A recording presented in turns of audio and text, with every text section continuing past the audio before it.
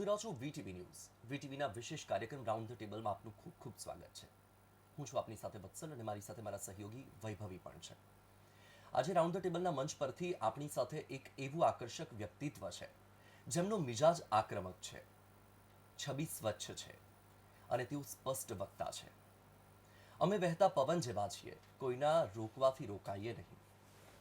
નમવું પડે ત્યાં નમ્રતાથી નમી જઈશું, પણ ક્યારેય કોઈની સામે વેચાઈશું નહીં. આ જ વિચારની સાથે જેમણે જીવન વિતાવ્યું અને વિતાવી રહ્યા છે. તું કર્મ કરતો જા, ફળની આશા ન રાખ. આ જ ફિલોસોફી એમના જીવનની ફિલોસોફી રહી. એવા ગોરધન ઝડફિયા આજે આપણી સાથે રાઉન્ડ ધ ટેબલના મંચ પર જોડાવાના છે. ગોરધનભાઈ, આપનું ખૂબ ખૂબ સ્વાગત છે વીટીવી ન્યૂઝના વિશેષ કાર્યક્રમમાં. ધન્યવાદ વત્સલભાઈ. કેમ છો? બસ ફાઇન. આટલા વર્ષો વીતી ગયા એટલે હવે હું તમને એવું તો નહીં પૂછીશ કે તમે આ ક્ષેત્રમાં કેવી રીતે આવ્યા, પણ હવે મને ચોક્કસથી એ જાણવામાં રસ છે કે આટલા વર્ષો વિતાવ્યા પછી તમને શું લાગી રહ્યું છે કે આ ક્ષેત્રમાં તમારી કારકિર્દી કેવી રહી? કારણ કે લોકો તો તમારા કામને મૂલવી રહ્યા છે, તેની સાથે આજે તમારી કારકિર્દીની વાતો પણ ખૂબ ચર્ચાઈ છે, પણ તમારા મતે તમારી કારકિર્દી કેવી રહી? જ્યાં સુધી રાજકીય કારકિર્દીનો સવાલ છે, રાજકીય કારકિર્દી ઘણા ઉતાર ચઢાવવાળી પણ રહી છે. અને બેઝિકલી તો હું કોઈ રાજકીય કારકિર્દી માટે આવ્યો પણ ન હતો.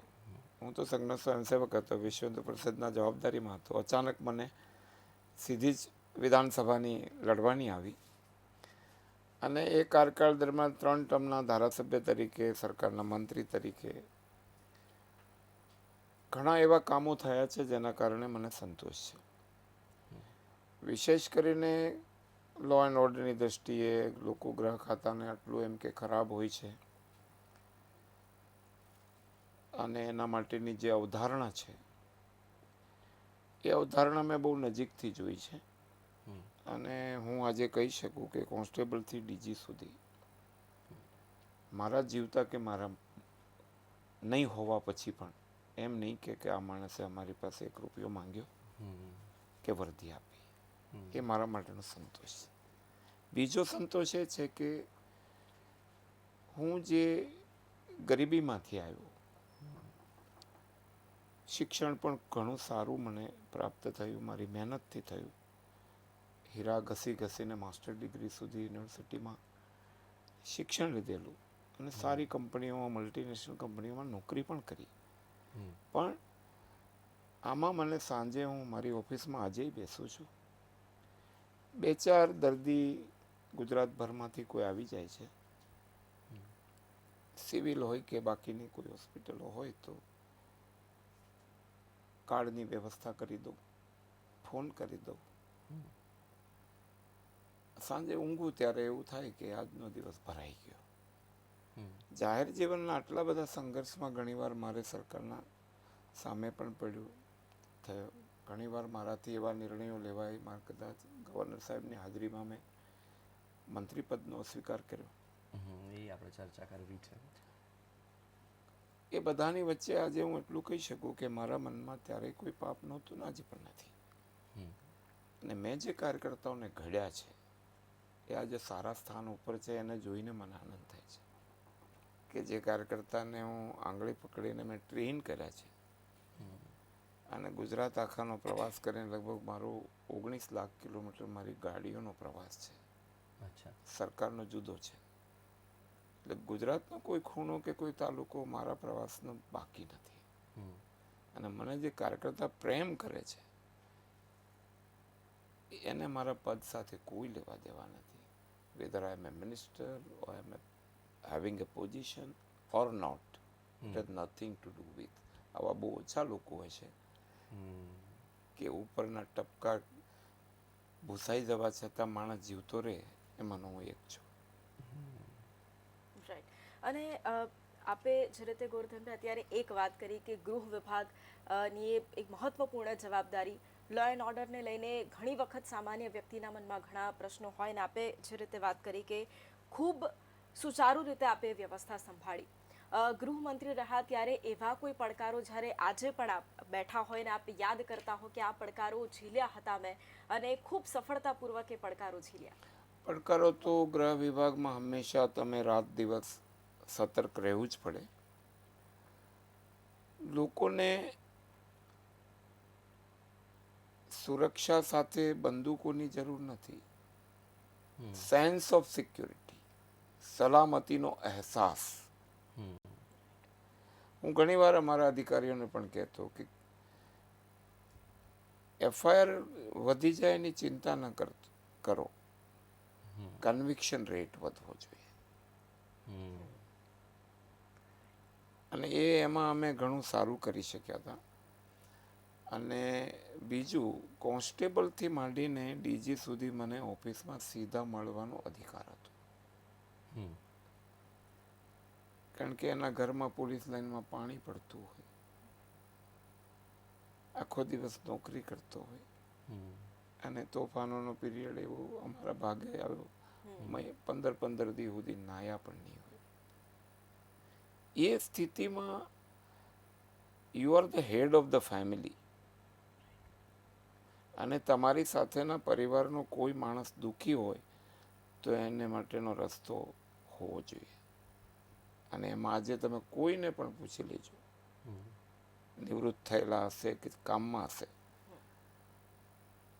એને શેલ્ટર આપવાનું મને સદભાગ્ય મળ્યું.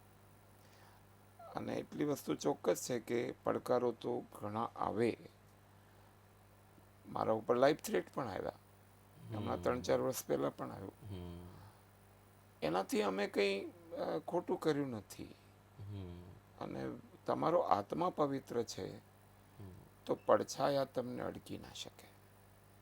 અને એટલા માટે મારો આ કાર્યકાળ મને તો ગમે છે. ઉપરાંત મારો બીજો કાર્યકાળ એક વોટર હાર્વેસ્ટિંગનો હતો, ચેરમેન તરીકેનો. મેં ખૂબ ચેક ડેમો બનાવ્યા. સૌરાષ્ટ્રમાં તો આજે પણ મેં લોકો 1.25 યાદ લાખ કરે છે. ખેત તલાવડી બનાવી. હમ. અને હું જ્યારે નીકળું છું ને તળાવ ભરેલા જોઉં છું, ચોમાસામાં છલકાતા હોય, સંતોષ થાય. તો મને એમ થાય કે હવે ઉપર જઈએ તો વાંધો નહીં, આ ચકલા પાણી પીશે ને તો પણ આનંદ છે.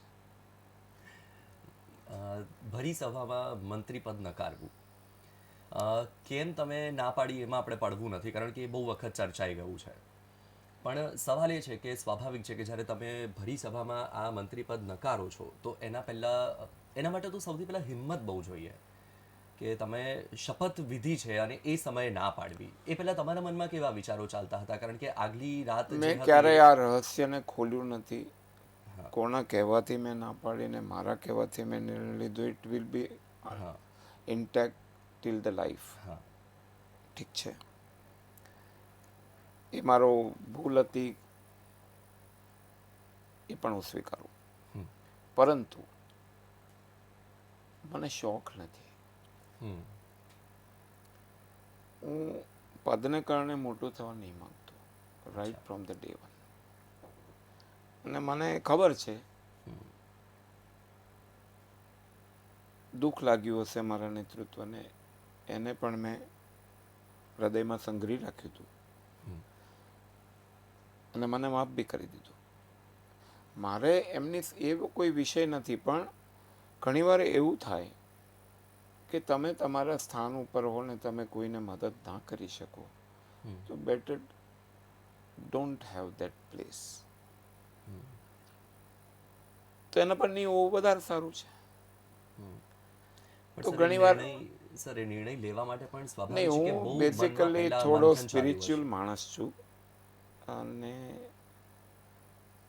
મારી પાસે મને ભગવાને ખૂબ એ વેદો અને ઉપનિષદોનું મને અવકાશ આપ્યો છે. અને મારો નિર્ણય હું કરી શકું છું અને સ્વતંત્રતાથી કરી શકું છું. કે મારે કોઈ લાલચ નથી, મારે કંઈ મેળવવું નથી. નાનામાં નીકળીને કમળની ચાદર ઉડાડી દે, નાનથી વધારે મારી કોઈ અપેક્ષા ના હોય, પણ મારી લાઈફમાં ડાઘ નહીં પડવો જોઈએ. 100%. બિલકુલ. સર, મહાગુજરાત જનતા પક્ષ જ્યારે આપે બનાવ્યો, ખૂબ ચર્ચા થઈ હતી એ સમયે. કયા લક્ષ્ય સાથે એ બનાવ્યું હતું અને એના પછી એવું લાગ્યું કે કદાચ એ કામ નથી કરી રહ્યું એટલે પાછું આપવું છે? આ મારી સાથે કેશુભાઈ પણ હતા. અને હું તો સ્વયંસેવક ત્યારે પણ હતો, સંઘની શાખામાં ત્યારે જ હતો, તો મેં વિચાર નહોતો છોડ્યો. અને પ્રીતિપાત્ર સંઘનો સૌથી પહેલા હું છું, એ વખતે પણ હું સ્વયંસેવક છું. મારો વિચાર કદાચ ખોટો હોઈ શકે, જે તે સમયનો. પણ પ્રજાની પીડાને માથે ઉપાડવા માટેનો મેં રસ્તો શોધવાનો પ્રયત્ન કર્યો. હું એમાં નિષ્ફળ ગયો સ્વીકારતો તો કર્યો. પણ સ્વયંસેવક તરીકે જ્યારે નરેન્દ્રભાઈ મને બિલકુલ પોતાના સાથી તરીકે સ્વીકારીને આમંત્રણ સાથે મને રાખ્યો, તો એ નેતાનો પણ હું આભાર માનું છું કે પોતાના મતભેદો ભૂલીને પોતાની પડખે રાખ્યો. અને મેં કોઈ બાર્ગેનિંગ નહોતું કર્યું કે હું આવું, 2 ધારાસભ્યો આવે, બધા આવે તો મને કંઈ આપજો. હું સોદાબાજી કરવાવાળો માણસ નથી કે ટિકિટના બદલામાં હું પાછો આવ્યો છું કે પદના બદલામાં આવ્યો છું. હું મારી માતૃ સંસ્થાને ચરણે ગયો છું અને મેં જે મારી પાર્ટીને નુકસાન કર્યું વ્યાજ સહિત આ 15 વર્ષમાં પાછું આપ્યું છે. એટલે મને કોઈ એમ ના કહી શકે તે ઘસરકો પાડ્યો. એટલે એ તો મારામાં એ તો ઈશ્વરે આપેલી શક્તિ છે. એટલે જ્યારે કોઈ વ્યક્તિ સફળતાના શિખરે પહોંચે તો સ્વાભાવિક છે કે તેની પાછળ ઘણા બધાનું યોગદાન હોય, એમાં ખાસ કરીને પરિવાર. આટલા વર્ષોની અંદર તમારા પરિવારનો પણ તમને ખૂબ જ સહકાર રહ્યો હશે. પણ સર 2020ની વાત કરીએ કે જ્યારે હત્યાનું ષડયંત્ર થયું ત્યારે પરિવારની મનોસ્થિતિ શું હતી? ત્યારે તો જ્યારે શાર્પ શૂટર અહીંયા આવ્યા ત્યારે હું અમારા પ્રદેશ અધ્યક્ષ નવા બનેલા શ્રી CR પાટીલજી, તો સૌરાષ્ટ્રમાં એમની આખી જે પ્રવાસ રેલીઓ હતી એનો હું ઇન્ચાર્જ હતો. અને એ દિવસે જ હું સોમનાથ હતો અને અમારો પહેલો દિવસ હતો. પ્રદીપસિંહજી જાડેજાનો મને ત્યારે ફોન આવ્યો કે આવી રીતે થયું, શાર્પ શૂટર પકડાયો છે અને તમારી મોબાઈલમાં તમારી રીલ ને તમારા ફોટા ને કમલમ ને આ બધું તમે જે ગાડી ને બધું છે એમની પાસે. ત્યારે હું સોમનાથ દાદાને ચરણે છીએ એટલે તો બચ્યા છે. બાકીના 4 લોકો શાર્પ શૂટર આવવાના હતા ને એ બધી ઘટનાઓ થઈ. પરિવારના મનમાં કશું નથી.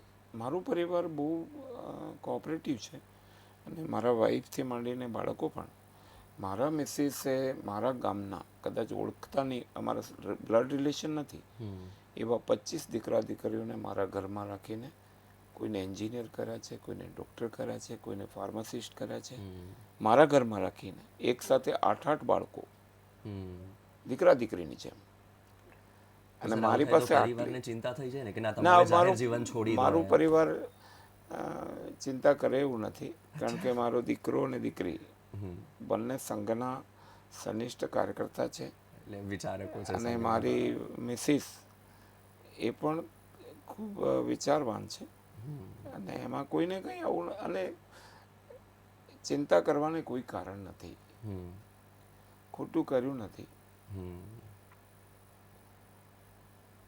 સત્તામાં હોય ત્યારે પણ કે સત્તામાં નહીં હોય ત્યારે પણ તો કોન્શિયસ ગિલ્ટી નથી તો why should you afraid of.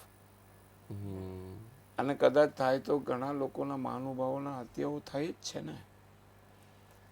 માણસ જાય છે પણ એની સુવાસ રહી જતી હોય છે, એટલે જવા આવવાથી બહુ ફરક નથી પડતો. રાઉન્ડ ધ ટેબલમાં હાલ રોકાઈશું એક બ્રેક માટે.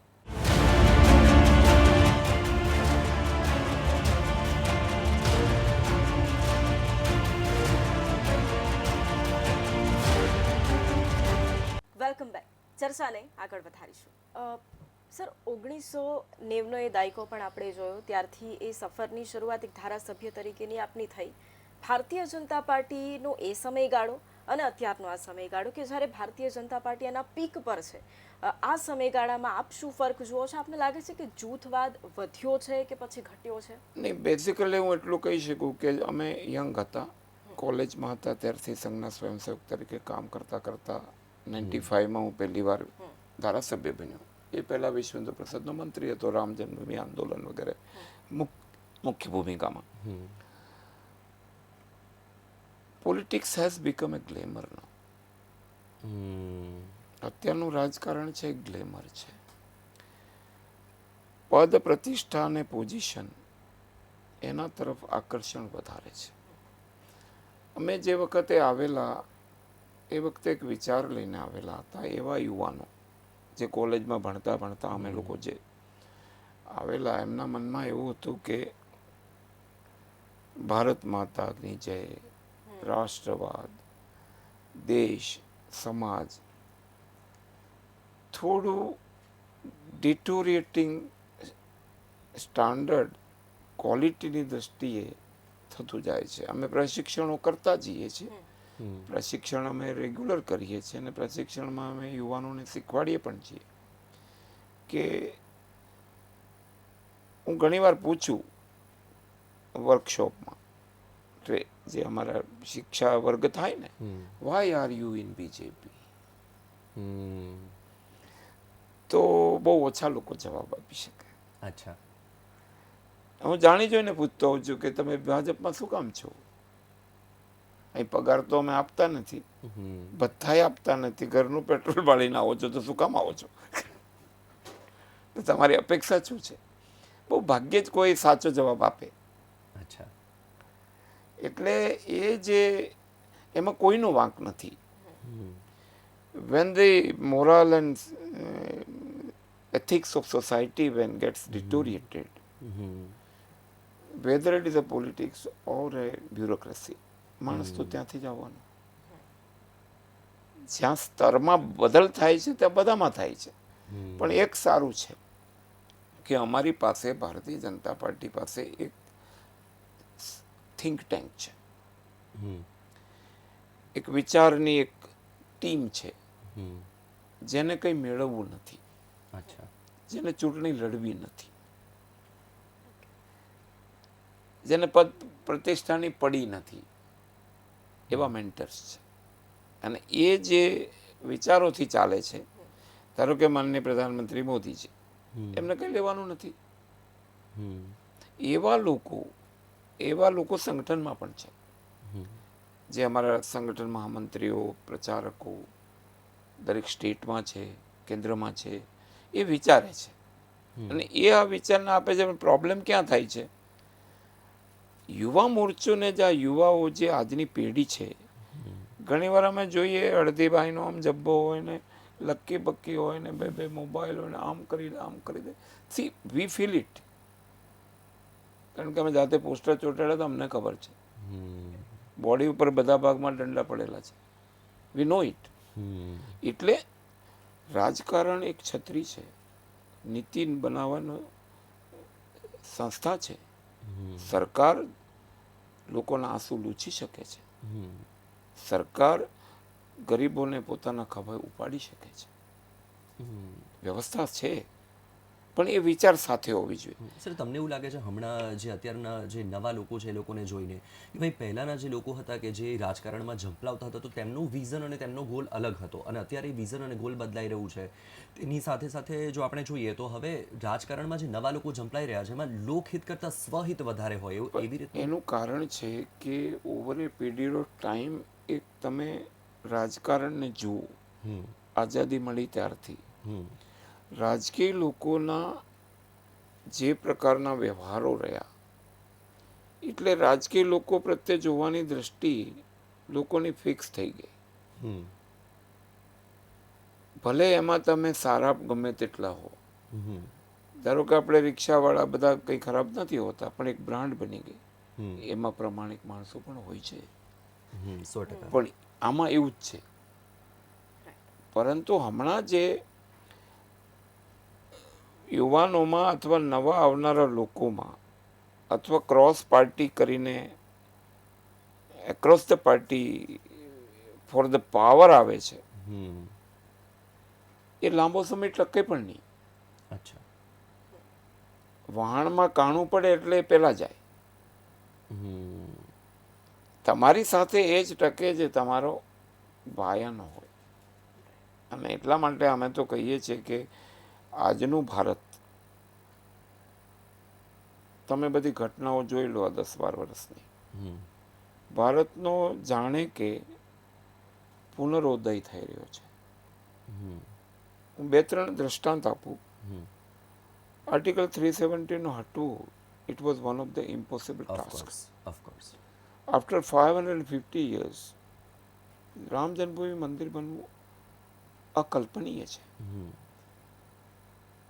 બહેનો માટે 3 તલાકથી મળીને જે કંઈ તમે કે ગરીબો માટેની યોજનાઓ હું ઘણીવાર ઉત્તર પ્રદેશમાં સહપ્રભારી તરીકે 19માં હતો. ગામડા ગરીબ હતા, શૌચાલય નવા નવા બનેલા. તો હું ગાँव में इज्जत घर बने कि नहीं, तो खूब उत्साहથી કહેતા हमारे घर पे हैं. તો આ જે બદલાવ છે, મોદીજી કહે છે કે વિકાસ બી વિરાસત બી. હું માનું છું કે ભારતની વિરાસત ફરીથી ખડી થઈ રહી છે. આટલા બધા મુશ્કેલીઓના પીરિયડમાંથી પણ આતંકવાદની સામેની આપણી લડાઈ ધીરે ધીરે ધીરે એને આપણે નેરો કરી રહ્યા છીએ, જે વાઇડ સ્પ્રેડ હતું. તો આ બધા પરિણામો કેવું ભારત આપવું છે આપણે તો જતા રહેવાના. રક્તરંજિત ભારત નવી પેઢીને સોંપીને જઈશું. જ્યારે આપણી પાસે જવાબદારી આવી છે ત્યારે એ જે પીરિયડ છે ને બહુ સારો પીરિયડ છે. હું તો બધાને કહું છું, જ્યારે પણ આ પીરિયડ લખાશે, whenever the history would be written, it will be written in the golden words. આ જે કાલખંડ ચાલી રહ્યો છે બધી જ રીતે, અને એ હું માનું છું કે આ કાલખંડમાં જે કોઈએ કામ કર્યું હશે, નાનું કે મોટું, એ એમની પેઢી એમને યાદ કરશે કે એમના કાળમાં આવું થયું હતું. અને હું માનું છું કે રાજનીતિમાં બ્યુરોક્રેસી અને પોલિટી આ બે પિલ્લર છે. થાય છે શું? Bureaucracy is A permanent and politics is temporary. 5 વર્ષ, કોઈ 10 વર્ષ. જ્યાં સુધી તમે તમારા વિભાગને સમજતા નથી, 1860નું પોલીસ મેન્યુઅલ હું ગૃહમંત્રી તરીકે ન જાણું, તો I have no right to be a home minister. બરાબર? તો જે ભાગમાં આપણે બેઠા છીએ એની ઈચ એન્ડ એવરી, અને એમાં તમે નવું શું આપી શકો, એ વિઝન જો હોય, મિનિસ્ટર્સ, લીડર્સ. મેં ધારો કે કલ્પના કરી તે મારે વોટર હાર્વેસ્ટિંગ કરવું છે. 2005માં હું તમને આ એક્ઝામ્પલ આપું છું, આ ઇન્સ્પાયરિંગ એક્ઝામ્પલ છે. મોદી સાહેબે મને બોલાવ્યો કે ગોરધનદાસ ચેરમેન થવાનું છે વોટર હાર્વેસ્ટિંગ. હું શું કરવાનું બોલો ને સાહેબ? મને કે તારે 1 લાખ ખેત તલાવડી બનાવવાની છે અને 25,000 બોરીબંધ બનાવવાના છે, જે પેલા રેતી ને બધું. મેં કહ્યું સાહેબ, બોરીબંધ હું વગર પૈસા બનાવું તો? મેં કહ્યું કેવી રીતે? મેં કહ્યું ગામમાં સિમેન્ટની થેલી ને ફર્ટિલાઇઝરની થેલીઓ પડી છે, રેતી ગામમાં છે, માણસો ગામમાં છે, શ્રમ યજ્ઞથી બનાવીશું.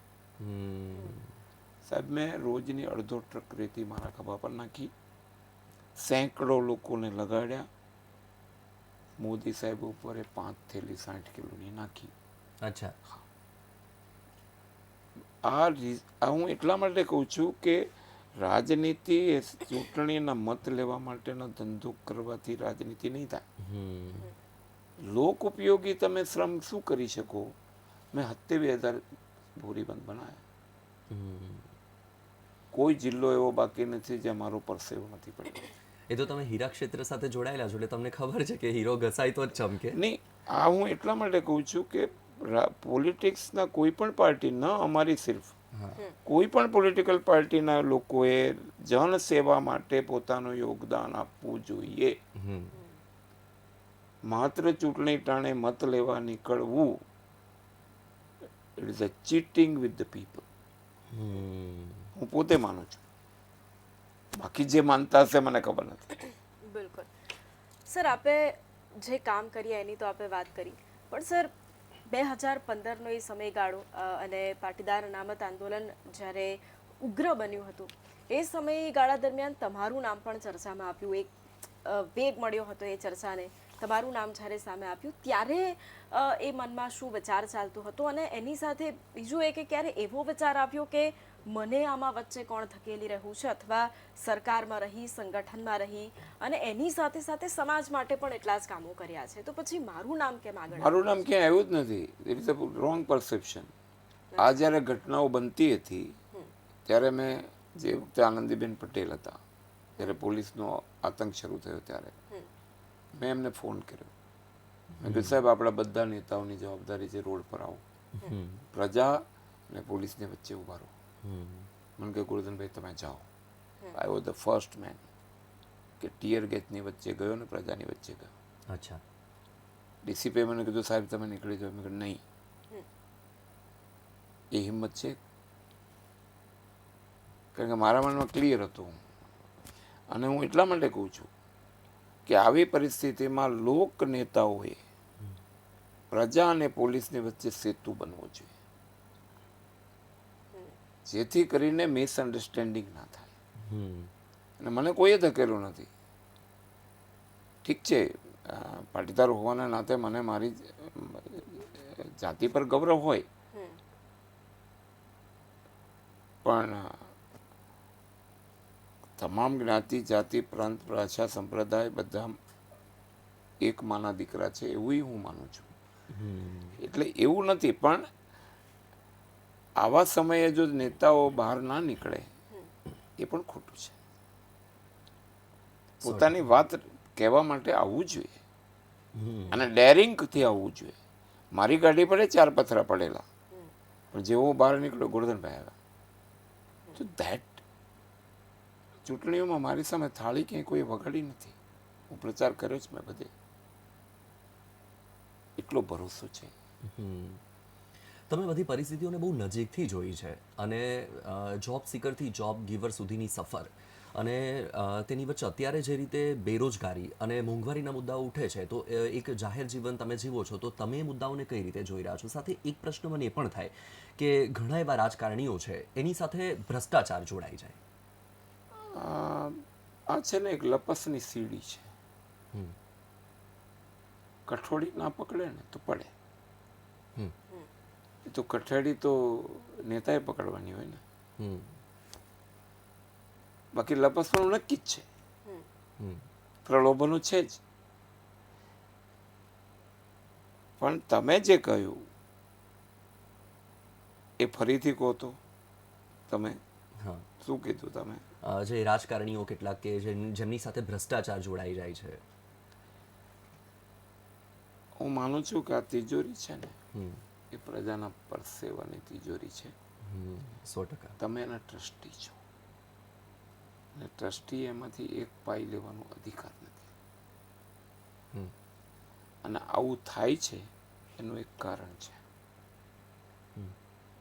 વ્યવસ્થામાં પરિવર્તન આવવાની જરૂર છે. નેતૃત્વના પરિવર્તનથી કશું નહીં થાય. Change of system. જ્યાં આગળ માણસને નિર્ણય લેવાનો અધિકાર છે, discretionary power, it allows the corruption. Let down rules એવા હોવા જોઈએ. ધારો કે પોસ્ટકાર્ડ 50 પૈસાનું મળે તો કોઈ 51 માંગે છે. It is a rule. એમ દરેક વસ્તુના બ્રિટિશરો જતા રહ્યા. એમણે કલેક્ટર જોઈતા હતા ટુ કલેક્ટ ધ રેવન્યુ. આજે each branch is expert. Why we need it? તો જ્યાં આગળ તમે માણસને અધિકાર નિર્ણય કરવાનો આપો છો ત્યાં કરપ્શન છે. એના કરતાં લેટ ડાઉન રૂલ્સ, આનું નામ છે વ્યવસ્થા પરિવર્તન. અને એમાં એવા લોકો બ્યુરોક્રેસી અને પોલિટી આ 2 પિલરને બેલેન્સ કરે. અને બીજું, સરકારમાં સારું કામ કરે એને એટલો જ પગાર મળે, કામ ન કરે એને એટલો જ પગાર મળે, કામ બગાડે એને એટલો જ પગાર મળે. તો હું માનું છું કે બ્યુરોક્રેસીમાં પણ ઇન્સેન્ટિવ, એપ્રેઝલ એન્ડ મેરિટ, કામ કરવાની પ્રેરણા ત્યારે જ મળે જ્યારે એને કોઈ માથે હાથ મૂકે. You are doing better. Of course. એને હું એટલા માટે કહું છું કે વ્યવસ્થાઓમાં પરિવર્તન થશે તો કરપ્શન કરવાનું જેનું મન હશે ને એના મન મૂંઝાઈ જશે.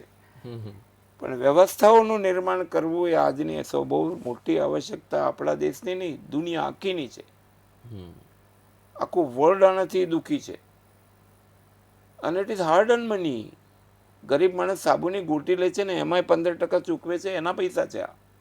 You have no right to misuse. અને એટલા માટે આજે અમે કહીએ છીએ, અમે તો કાર્યકર્તાને શીખવાડીએ છીએ, સમજાવીએ છીએ, ઇન્સ્પાયર કરીએ છીએ કે તું નેતા બન્યો ને, તારા ફોનથી જો બીએસમાં માફ થઈ જાય ને બિલ, તો અંતિમ મોટું બીજું છે શું?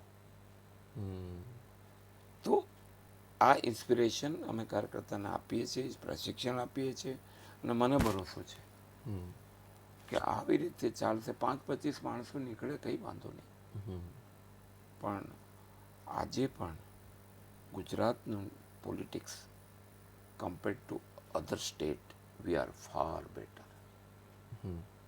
આપણે ઘણા સારા છીએ.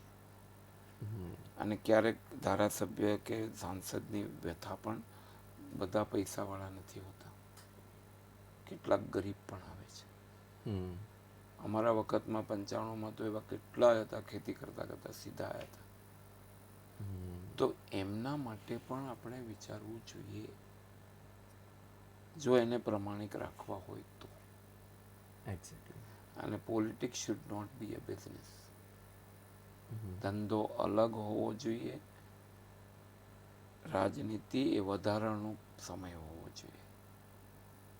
એ બંને, રાજનીતિમાંથી રોટલા કરવા એ બાયોડેટા ના જોઈએ.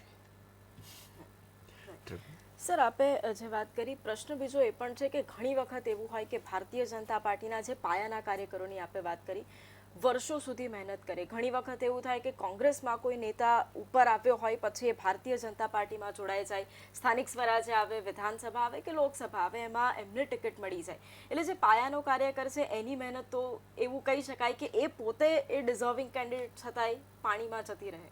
વાત સાચી તમારી. ઘણા કાર્યકર્તા અમને ફરિયાદ બી કરતા હોય છે કે સાહેબ અમે આટલા વર્ષોથી જે માંડ આ વખતે વારો આવ્યો તો તમે આને લઈ લીધા. દુઃખી છે. પછી એને સમજાવીએ છીએ કે આ પાર્ટી છે ને એ વહેતી નદી છે. કાંટાય આવે, પાંદડાય આવે, માટી આવે, નદી કોઈ ના પાડી કે તમે નહીં આવતા.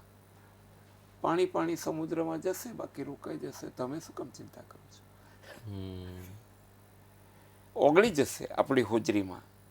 આપણી હોજરીમાં નહીં ઓગળે તો ઓપરેશન કરી નાખશું, અલ્સર કરશે તો. એમ.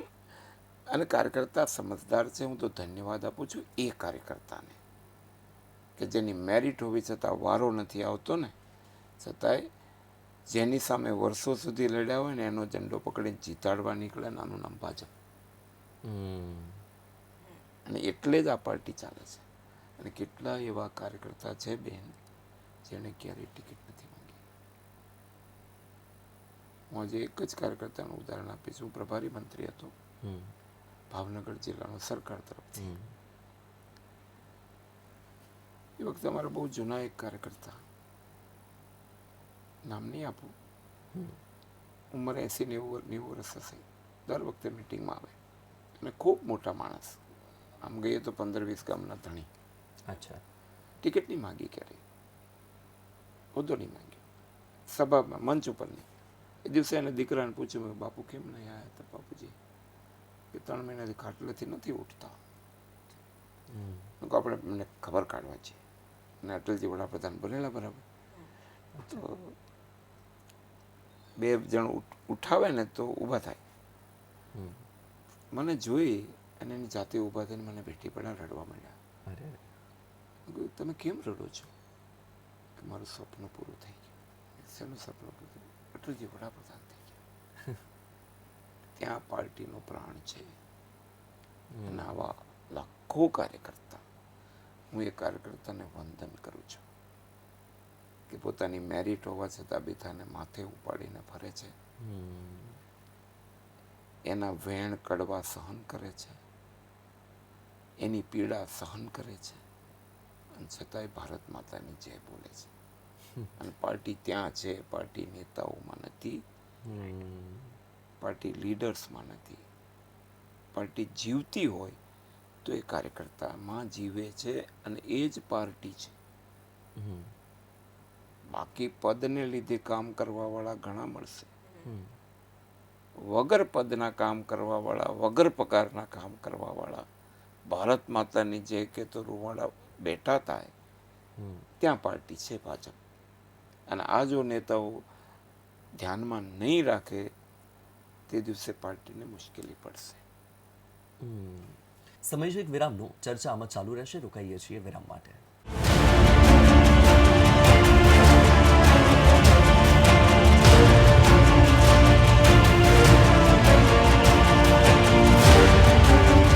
વિરામ બાદ આપનું સ્વાગત છે. ચર્ચાને આગળ વધારીએ. સર, સિક્કાની બે બાજુ હોય, હકારાત્મક અને નકારાત્મક પાસું જીવનમાં પણ હોય. તમે રાજકારણની એવી કઈ સાઈડ જે તમને એવું લાગે છે કે એ રાજકારણની ડાર્ક સાઈડ છે અને એમાં બદલાવ શું કરી શકાય? રાજકારણની ડાર્ક સાઈડ એ છે કે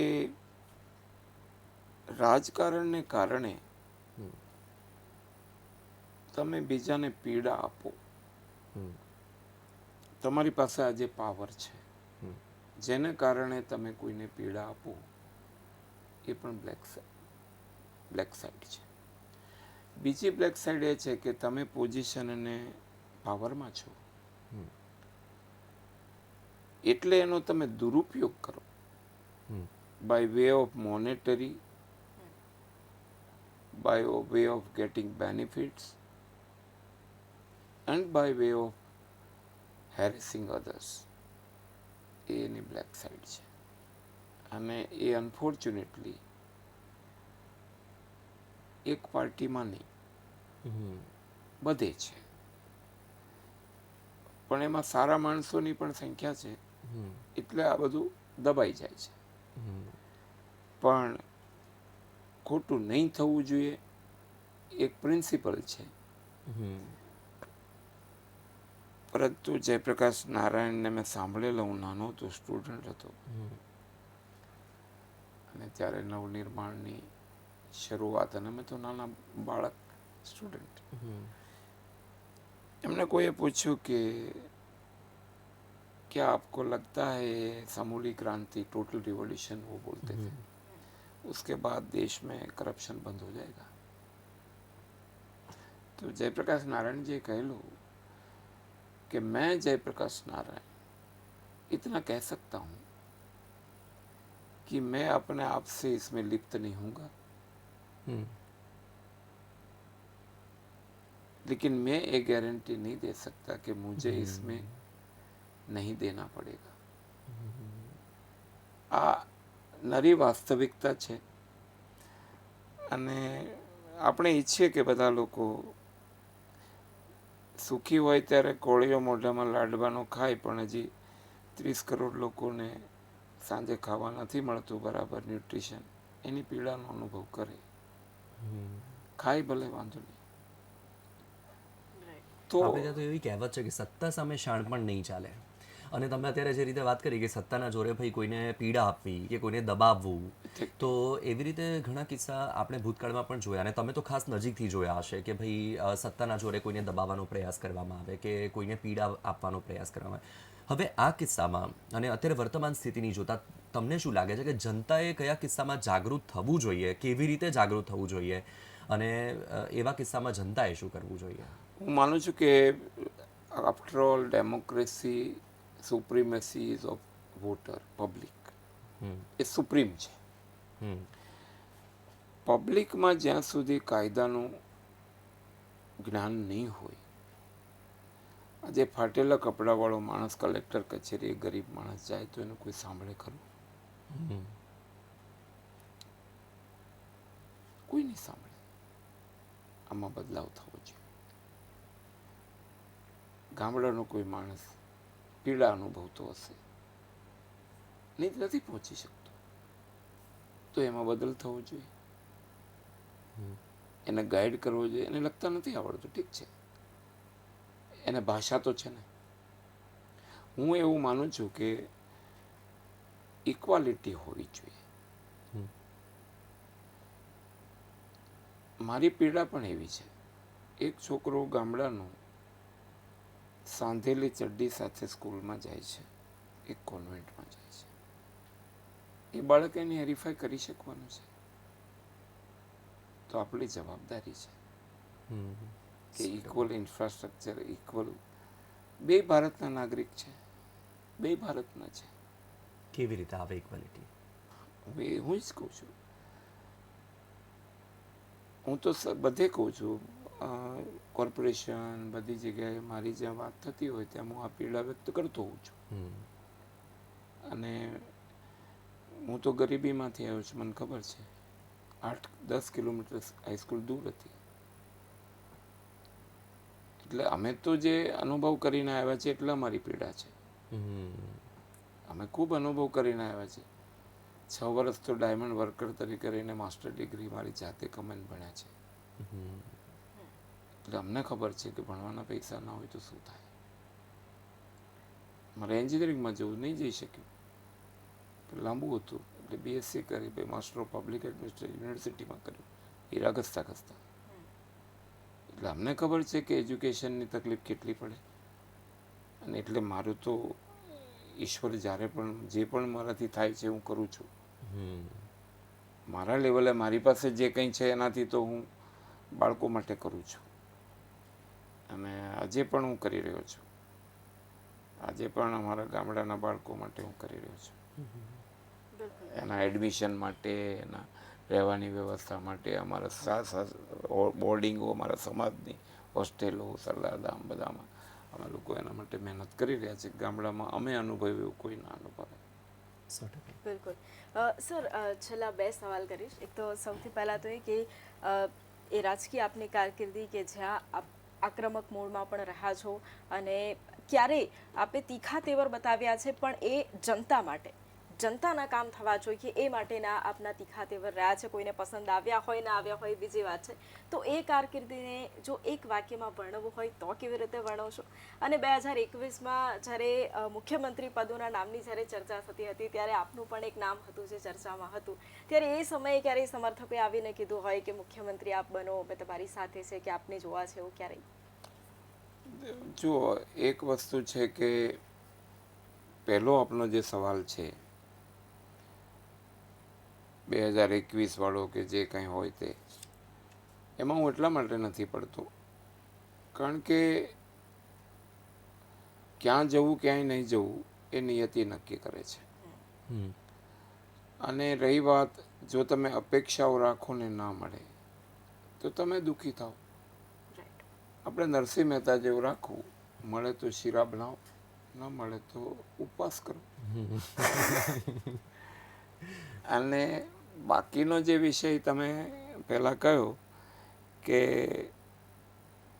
રાજનીતિમાં આ બધા ચડાવ ઉતાર આવતા હોય છે, પણ હું બહુ સુખી છું. મારી કોઈ અપેક્ષા નથી, મારે કંઈ બનવું નથી. મારે ગોરધનભાઈ ઝડફિયા જ રહેવું છે. કારણ કે પદને જે લેબલ છે ને એ તો રાજા ભરતરીના પાત્ર જેવું છે. 3 કલાક આવે ના 5 વર્ષ આવે. બાકી આપણે ભરતરી નથી, આપણને ખબર છે ને. મને એક સવાલ એ છે કે આટલા વર્ષોની તમારી કારકિર્દી રહી, ક્યારેક હમણાં બેઠા હોવ તો એવો વિચાર આવે કે તમારા કાર્યકાળની અંદર કોઈ નિર્ણય તમને એવું લાગે કે આ નિર્ણય ખોટો થઈ ગયો, અથવા તો કોઈ કામ તમે ના કરી શક્યા હોય તેનો વસવસો, અને તમે લોકહિત માટે કે લોકોના કામ કરવા માટે જે રીતે તમે કહ્યું કે ક્યારે પદની અપેક્ષા નથી રાખી, તો હજુ પણ ભવિષ્યમાં તમારું કોઈ એવું સપનું હોય? મારું સપનું છે કે તમારે લોકો માટે કંઈક કરવું? મારું સપનું છે, મારું સપનું છે કલ્પસર. અચ્છા. જેના માટે મેં ફિલ્મ બનાવી છે 25 મિનિટની. નેધરલેન્ડમાં કેવું બન્યું છે, આઇઝલમેરમાં કેવું બન્યું છે, ફ્રાન્સમાં લરાન્સ કેવું બન્યું છે, મેં એની સુંદર ફિલ્મ બનાવી છે. સૌરાષ્ટ્રના દરિયા કિનારાને, 12 નદીઓના પાણીને દરિયામાં જતું રોકી અને સૌરાષ્ટ્ર રિજિયનને પંજાબ જેવું પાણીથી સમૃદ્ધ કરવાનું સપનું મારું અધૂરું રહી ગયું. અને હું માનું છું કે મને જો કલ્પસર થઈ જાય મારા જીવતા, તો મારે રાજનીતિનું સૌથી મોટું જેને કહેવાય ને સંતોષ હશે. ભલે એ વ્યવસ્થામાં હું હોઉં કે ના હોઉં. હમ. અને એના માટે મેં બહુ મહેનત કરી છે. ગામડે ગામડે મેં ફિલ્મ બતાવી છે. ગામડે ગામડે હું ફર્યો છું. સૌરાષ્ટ્રનું માઇગ્રેશન ના થાય, જેમ ઉત્તર ગુજરાતમાં આપણે સુજલામ બનાવી. હું ધન્યવાદ આપીશ મોદી સાહેબને કે 2005માં એક રિપોર્ટ આવ્યો હતો ઉત્તર ગુજરાત માટેનો જીઓલોજીકલ સર્વે ઓફ ઇન્ડિયા, મેં વાંચ્યો હતો. એમાં લખ્યું હતું, if the northern part of Gujarat is not been recharged, it will be converted into desert. અને મોદી સાહેબે એને સુજલામ બનાવીને પલ્લવિત કર્યો. 115 ડેમમાં પાણી નાખીને મોદી સાહેબે સૌની યોજના સફળ કરી. પરમનન્ટલી સૌરાષ્ટ્રનું સોલ્યુશન અથવા ગુજરાતનું સોલ્યુશન એ કલ્પસર છે. ધારો કે નર્મદામાં પાણી જ નહીં હોય તો કોઈ વસવસો કે ગિલ્ટ કાર્યકાળ દરમિયાનની કોઈ વસ્તુ નહીં. મારા જેવો સેટિસ્ફાઈડ માણસ જ કોઈ નહીં હોય. કારણ કે જેને કોઈ ખોટી અપેક્ષા, જો એવું હોય પદ માટે લોકો લાઈનો લગાવે, ભીખ માંગે, એમાંનો હું તો છું જ નહીં. હા, એ ખરું, હું બધાને સન્માન આપું છું, મને આપેલી જવાબદારી પૂરી કરું છું. હમણાં ગુજરાતની ચૂંટણીને આખી ચૂંટણીઓનો બધું ચૂંટણી સમિતિનું સંચાલન સમિતિનો ઇન્ચાર્જ હું હતો. 90% રિઝલ્ટ આવ્યા. મને જે કામ સોંપે તો 100% સફળ કરું જ છું. પણ મારી કોઈ અપેક્ષા નથી કે મને કંઈક આપે તો હું કરું, મને આપે કે ના આપે. અચ્છા, તો એક સવાલ તમે મને એ કહો કે તમે ચૂંટણીની વાત કરી એટલા માટે મારે આ પૂછવું પડે છે કે તમે રાજકારણના દરેક પાસાઓને એકદમ નજીકથી જોયા છે અને જીવ્યા પણ છે. કોંગ્રેસનો સુવર્ણકાળ પણ તમે જોયો છે, તો અત્યારે કોંગ્રેસનું જે આ પતન થઈ રહ્યું છે એની પાછળ તમે કયા કારણો જોઈ રહ્યા છો? કોંગ્રેસના પતન પાછળ એમની નવી યુવા પેઢીને કોંગ્રેસ આકર્ષી શકી નથી. લીડરશિપની વેક્યુમ છે. ગુજરાતમાં તો વિશેષ કરીને વેક્યુમ છે. વિરોધ પક્ષ તરીકે નકારાત્મક ભૂમિકાને બદલે પ્રજાના પ્રશ્નો ઉઠાવવા, અને એ માત્ર મત પૂરતા નહીં, સાચા અર્થમાં ઉઠાવવા, એ વિરોધ પક્ષ હોવો જોઈએ. હું પોતે માનું છું. સબળ વિરોધ પક્ષ હોય એના કારણે આપણે સજાગ રહીએ. આપણી ભૂલ થાય તો આપણા કાન પકડી શકે. એટલે અમે એને વિપક્ષ નથી કહેતા, પ્રતિપક્ષ પણ કહીએ છીએ, સાથી પક્ષ પણ કહીએ છીએ. અને એ ભાવ રહેવો જોઈએ. રાજનીતિનું સ્તર જે રીતે ઉતરતું ગયું છે પોલિટિકલી, એક બીજી પાર્ટીઓ વચ્ચે જેને કહેવાય જાહેર ચીરહરણ, એ પ્રકારનું, આ સારી નિશાની નથી. કોંગ્રેસ હોય કે કોઈ પણ આપણો વિરોધ પક્ષ હોય કે અમે હોઈએ, એમાં સ્તર ઘટી ગયું છે. અને એમાં અમારા જેવા લોકો હવે જલ્દી ફિટ નહીં થાય. અને એટલા માટે અમે કહીએ છીએ કે ડિટોરિએટિંગ સ્ટાન્ડર્ડ થઈ ગયું છે. જે પાર્લામેન્ટમાં ન બનવું જોઈએ એવું પાર્લામેન્ટોમાં બને, જે એસેમ્બલી હાઉસમાં નહીં બનવું જોઈએ એસેમ્બલી હાઉસમાં બને. અમે શું લોકોને પ્રેરણા આપીશું? We are the leaders of the society. અને અમારા આ કૃત્યો પ્રજા વચ્ચે જાય, અમને કયો અધિકાર છે લોકોને માર્ગદર્શન કરવાનો? અને એટલા માટે હું કહું છું કે આ સ્ટાન્ડર્ડ સુધારવું પડશે પાર્લામેન્ટોમાં અને આપણી વિધાનસભાઓમાં. તો સર, એ નિમ્ન કક્ષાની રાજનીતિ પાછળ કયા કારણો? એમની પાછળ પોતાને પ્રસિદ્ધિ મેળવવા સિવાય બીજું કશું જ નથી. અચ્છા. વ્યક્તિ પ્રશસ્તિ છાપામાં આવી જશે તો ચોરી કરો તોય છાપામાં આવે. આ ખોટું છે. અને અમે માનીએ છીએ. અમે કોંગ્રેસ સામે બોલતા હતા. હું આજે વિશ્વાસ સાથે કહું, જેટલી વાર વિધાનસભામાં બોલ્યો છું, કોંગ્રેસે મને ઇન્ટરપ્ટ નથી કર્યો. અચ્છા. ક્યારેય નથી કર્યું, 3 ટર્મમાં. કારણ કે મેં એવા શબ્દો નથી વાપર્યા. મેં કોઈ વ્યક્તિને નથી કીધું, મેં વિચારને કીધું છે. અને આજે વ્યક્તિઓને જે આજે મોદી સાહેબ માટે ગમે તે બોલે, અમે બીજા કોઈ માટે ગમે તે બોલીએ. અમારા નેતા માટે મોદી સાહેબ પોતે જીવન ખર્ચીને આવે છે, રાષ્ટ્રાય સ્વાહા, એના માટે બોલવાનું. અને અમારા લોકો પણ એવું કરે જે અમારી અપેક્ષા નથી. અને એમાં મને કહેવામાં કોઈ વાંધો નથી.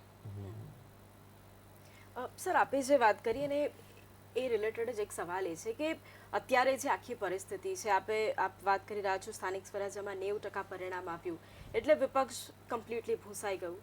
સેમ પરિસ્થિતિ કેન્દ્રની અંદર પણ છે. કેન્દ્રમાં થોડા ઘણા અંશે વિપક્ષ થોડું છે. જે પાછલી ટર્મ હતી એના કરતાં મજબૂત થયું છે. શું આપને એવું લાગે છે કે ઘણીવાર એવું હોય કે જો કદાચ સત્તા પક્ષ અથવા સરકારનું અમુક જે મુદ્દાઓ હોય એની પર ધ્યાન ના અથવા એમના સુધી ન પહોંચી શકતા હોય તો એ કામ વિપક્ષનું છે કે એ સરકારને સવાલ પૂછે કે આ જે કામ છે નથી થઈ રહ્યા. શું આપને એવું લાગે છે કે ગુજરાતમાં એક મજબૂત વિપક્ષની જે કમી છે એ સત્તા પક્ષને ખલી રહી છે? સત્તા પક્ષને તો ખલે જ નહીં, ન હોય તો અમને તો સારું પડે, પરંતુ લોકશાહીનું જે મોડેલ છે એમાં ભલે સંખ્યાબળ ઓછું હોય પણ સામે તર્ક સાથે સરકારને પૂછી શકે એવું નેતૃત્વ તો હોવું જોઈએ. ભલે એનું સંખ્યાબળ બિલકુલ ઓછું હોય પણ જવાબદેહી જેને આપણે કહીએ છીએ ને, જેથી કરીને અમારામાં પણ કરેક્શન આવે, સત્તા પક્ષમાં પણ સુધારો આવે. અને એટલા માટે એવા લોકોની સામે પણ જરૂર હોય છે, નહીં તો અમે ક્યારેક સત્તાના મદમાં પણ આવી જઈએ. અને એ સત્તાનો મદ એ સારો નથી કોઈ પણ પાર્ટી માટે. કોંગ્રેસના આટલા વર્ષના સત્તાના મદમાં શું થયું? Indira is India and India is Indira. Ultimately she lost. અને હું એમ કહું છું આ રાષ્ટ્રમાં બધા લોકો રહે છે. આપણો શું કહીએ છીએ? સર્વે સુખીને સંતુ, સર્વે સંતુ નિરામયા, irrespective of caste, creed and community. એટલે અમે કહીએ છીએ equality to all and appeasement of none. ન્યાય બધાને, વિશેષતા કોઈને નહીં. આ વિશેષતા કરવા ગયા ને એટલે એ લોકો પડી ગયા. સરખો ન્યાય આપ્યો હોત તો હજુ પણ સારી સ્થિતિ હોત. બિલકુલ. ખૂબ સરસ સંવાદ રહ્યો સર. આપ અમારી સાથે આજે જોડાયા, ખૂબ ખૂબ ધન્યવાદ. આપની જર્ની એની સાથે સાથે આપના વિચારો આજના યુવાનોને પણ એક પ્રેરણા આપશે કે રાજનીતિમાં તેઓ પણ આવે અને કઈ રીતે તેઓ દેશની સેવા કરી શકે એ માટેનો ખૂબ સુંદર વિચાર આપણે પ્રસ્તુત કર્યો. ખૂબ ખૂબ ધન્યવાદ. ધન્યવાદ બંનેનો આપનો. અને તમારા દર્શકો જે જોઈ રહ્યા છે એમને પણ મારી પ્રાર્થના છે કે અમારાથી કંઈ રાજનીતિમાં ખોટું થયું હોય તો કાન પકડજો. Thank you so much. Thank you so much. બિલકુલ દર્શક મિત્રો, ગુજરાતની રાજનીતિનો એ સૌથી ચર્ચિત અને સૌથી પ્રભાવશાળી એ ચહેરો જે હંમેશાથી રહ્યો છે, આજે પણ છે, એવા ગોરધનભાઈ ઝડફે આપણી સાથે આજે જોડાયા. ખૂબ સરસ સંવાદ તેમની સાથે રહ્યો છે અને આવતા રવિવારે એક નવા વ્યક્તિ વિશેષની સાથે ફરી એક વખત મળીશું. ત્યાં સુધી મને આપશો રજા. નમસ્કાર.